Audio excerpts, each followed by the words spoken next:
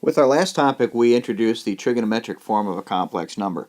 And what I want to look at now is, since we have this form, how do we multiply and divide these numbers together? So let's take a look at that. I've got these two complex numbers displayed here, and how do I multiply them together? The complex forms of the numbers can be multiplied together as follows. The real portion of the number still gets multiplied together just like we're used to. It's the trigonometric portion of this number that becomes a little bit unique here. So I'm going to take the cosine of the sum of the angles,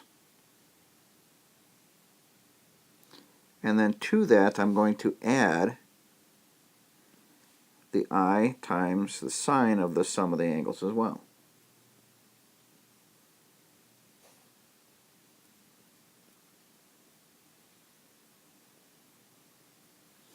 And the division of two complex numbers is actually similar.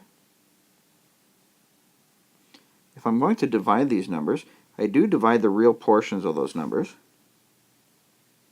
And what do you think I do with the trigonometric portion of these numbers? So I've got R1 over R2, and that's going to be multiplied times cosine of the sum of the angles. The difference of the angles.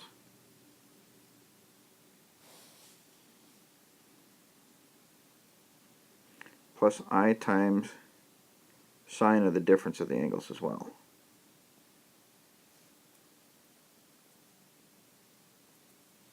Pretty important formulation here, and in the next video sequence I'll explain why this is actually so important. One other thing we're going to cover is the powers of complex numbers.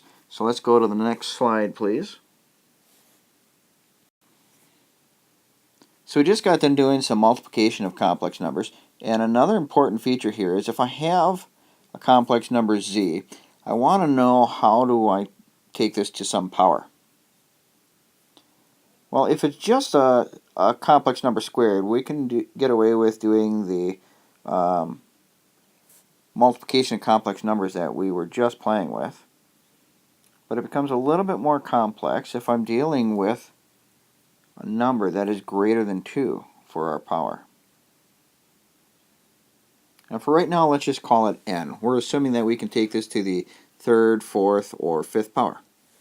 Well, the pattern that this is going to follow then, so if I have a complex number to any power n, that is going to equal r to the n times the cosine of n times theta